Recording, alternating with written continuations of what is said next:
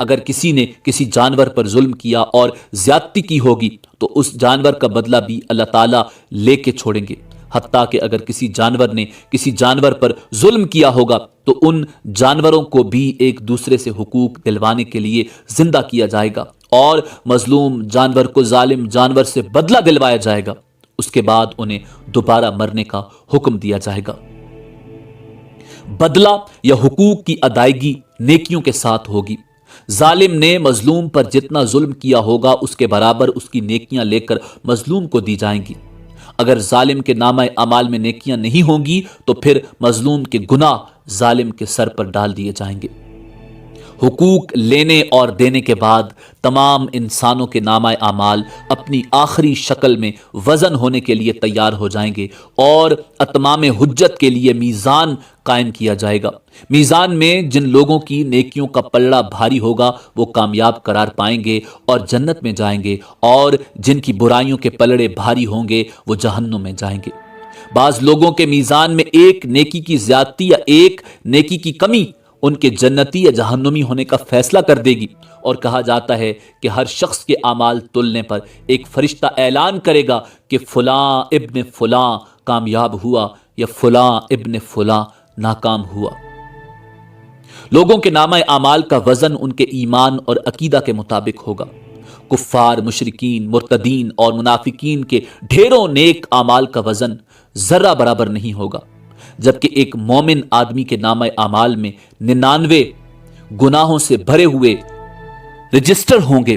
اللہ تعالیٰ کے سوالوں کے جواب میں وہ اپنے گناہوں کا اعتراف کرے گا۔ اللہ تعالیٰ فرمائیں گے اس کے اعمال میزان میں تولے جائیں، نیکیوں کے پلڑے میں ایک چھوٹا سا کاغذ رکھ دیا جائے گا جس پر کلمہ توحید لکھا ہوگا۔ وہی کلمہ توحید اس کے گناہوں سے بھرے 99 رجسٹروں پر بھاری ہو جائے گا اور وہ جنت میں چلا جائے گا۔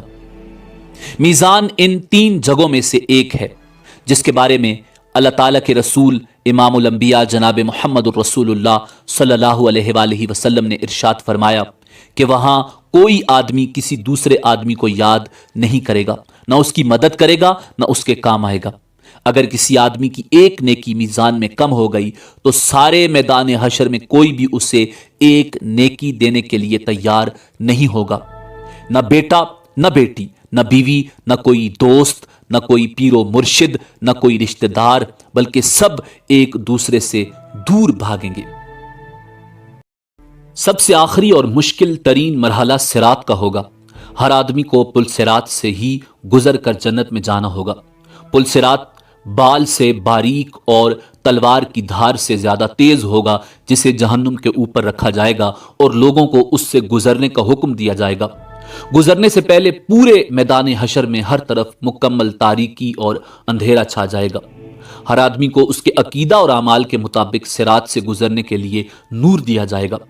اہل ایمان کو 2 نور کی مشلیں دی جائیں گی، بعض کو 1 مشل دی جائے گی، بعض لوگوں کو ٹمٹماتے چراغ کی روشنی دی جائے گی، حتیٰ کہ سب سے کم درجہ اس شخص کا ہوگا جس کے پاؤں کے انگوٹھے پر روشنی ہوگی۔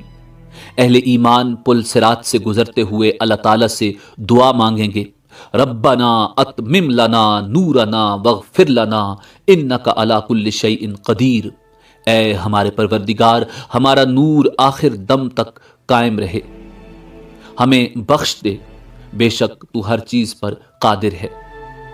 بعض اہل ایمان بجلی کی تیزی کے ساتھ پل صراط عبور کریں گے، بعض ہوا کی تیزی کے ساتھ، بعض تیز رو گھوڑوں کی رفتار سے اور بعض اونٹوں کی رفتار سے عبور کریں گے۔ بعض لوگ دوڑتے ہوئے، بعض لوگ عام چال سے اور بعض سست رو ہوں گے۔ بعض گرتے پڑتے، ٹھوکریں کھاتے اور زخمی ہوتے عبور کریں گے۔ پل صراط کے دونوں طرف خودکار کنڈے یعنی ہکس لگے ہوں گے جو اللہ تعالیٰ کے حکم کے مطابق بعض لوگوں کے چلنے میں صرف رکاوٹ ڈالیں گے، بعض لوگوں کو پل کے اوپر ہی بار بار گراتے رہیں گے، بعض لوگوں کو صرف زخمی کریں گے اور بعض کو کھینچ کر جہنم میں ڈال دیں گے۔ کچھ لوگ چند قدم ہی چلیں گے تو انہیں جہنم میں گرا دیا جائے گا، بعض لوگ کچھ فاصلہ طے کر لیں گے تو جہنم میں گرا دیے جائیں گے، بعض لوگ نصف فاصلہ طے کرنے کے بعد گرائے جائیں گے، بعض صراط عبور کرنے کے قریب ہوں گے تو گرا دیے جائیں گے۔ انسان کے اعمال صالحہ صراط پر نہ صرف نور مہیا کریں گے بلکہ انسان کی حفاظت بھی کریں گے، اور کہا جاتا ہے کہ قربانی کے جانور سواریوں کا کام دیں گے۔ صراط سے گزرنے کا منظر اس قدر ہولناک ہوگا کہ کسی کی زبان سے کوئی بات نہیں نکلے گی، صرف انبیاء کرام کی زبان سے یہ آواز سنائی دے گی، رب سلم رب سلم، یا اللہ ہمیں بچا لے، یا اللہ ہمیں بچا لے۔ صراط سب سے پہلے رسول کریم نبی محتشم صلی اللہ علیہ وآلہ وسلم اور آپ کی امت عبور کرے گی، بعد میں دیگر انبیاء اور ان کی امتیں عبور کریں گی۔ صراط عبور کرنے کے بعد تمام اہل ایمان پل صراط کے آخری حصے میں روک لیے جائیں گے، اور جن مسلمانوں کے درمیان کوئی غلط فہمی یا گلہ شکوہ، غصہ یا ناراضگی ہوگی وہ دور کی جائے گی۔ جب سارے اہل ایمان مکمل طور پر پاک اور صاف ہو جائیں گے تب انہیں جنت میں داخل ہونے کی اجازت دی جائے گی۔ نبی کریم رؤوف الرحیم امام الانبیاء جناب محمد الرسول اللہ صلی اللہ علیہ وآلہ وسلم جنت کے دروازے پر تشریف لائیں گے۔ دروازہ کھلے گا، آپ اپنی امت سمیت جنت میں قدم رنجہ فرمائیں گے۔ جنت میں داخل ہونے کے بعد آپ کو اپنی امت کی فکر لاحق ہوگی، آپ اپنی امت کا حال دریافت فرمائیں گے۔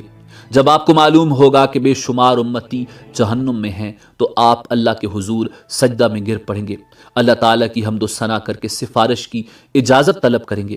طویل مدت سجدہ میں گزارنے کے بعد حکم ہوگا، اے محمد جاؤ، آپ کی امت میں سے جن کے دل میں جو کے دانے کے برابر ایمان ہے انہیں جہنم سے نکال کر جنت میں داخل کر دو۔ رسول کریم صلی اللہ علیہ وآلہ وسلم فرشتوں کو لے کر اپنی امت کے برگزیدہ افراد کے ساتھ جہنم کے کنارے تک جائیں گے اور فرمائیں گے، اپنے اپنے اعزاء و اقارب اور اپنی اپنی جان پہچان کے افراد کی نشانی بتاؤ تاکہ فرشتے انہیں نکال لائیں۔ چنانچہ ایسے لوگ جن کے دل میں جو کے دانے کے برابر ایمان ہوگا جہنم سے نکال کر جنت میں لے جائیں گے۔ اس وقت آپ صلی اللہ علیہ وآلہ وسلم کی امت اہل جنت کا 1/4 ہوگی۔ آپ کی سفارش دیکھ کر دیگر انبیاء کرام بھی اپنی اپنی امتوں کی سفارش کریں گے۔ امت محمدیہ کے شہداء، علماء، اولیاء اور صلحاء کو بھی شفاعت کی اجازت دی جائے گی، اور وہ بھی اپنے اپنے اعزاء و اقارب اور جان پہچان کے لوگوں کی سفارش کر کے انہیں جہنم سے نکلوا کر جنت میں لے جائیں گے۔ رسول کریم صلی اللہ علیہ وآلہ وسلم جنت میں واپس پہنچ کر پھر امت کے بارے میں سوال کریں گے، اب میری امت میں سے کتنے آدمی جہنم میں باقی ہیں؟ آپ کو بتایا جائے گا کہ ابھی تو ہزارہ تعداد میں لوگ جہنم میں ہیں۔ آپ پھر سفارش کے لیے سجدہ میں گر پڑیں گے۔ اذن شفاعت ملے گا کہ آپ کی امت کے وہ افراد جن کے دل میں چونٹی یا رائی کے برابر ایمان ہے انہیں بھی نکال لاؤ۔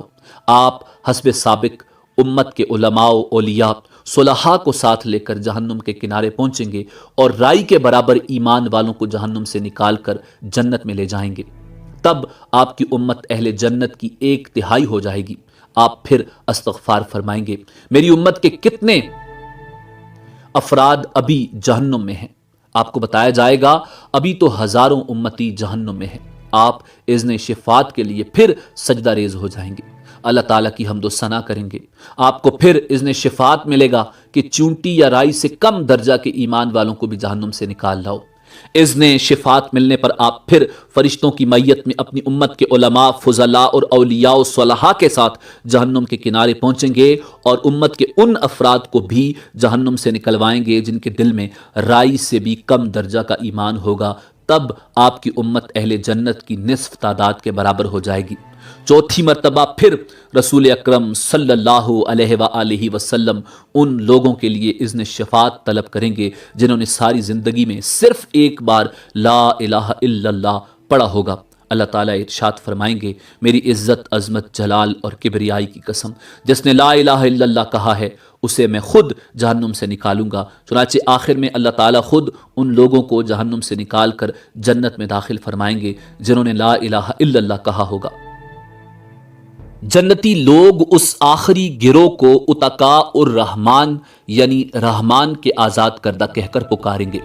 شفاعت کا سلسلہ جب مکمل ہو جائے گا اور تمام اہل جنت جنت میں داخل ہو جائیں گے، تب اہل جنت میں اپنی اولادوں اور عزیز و اقارب سے ملنے کا تجسس پیدا ہوگا، اور وہ ان کے ملنے اور انہیں دیکھنے کی خواہش کا اظہار کریں گے۔ ارشاد باری تعالیٰ ہوگا کہ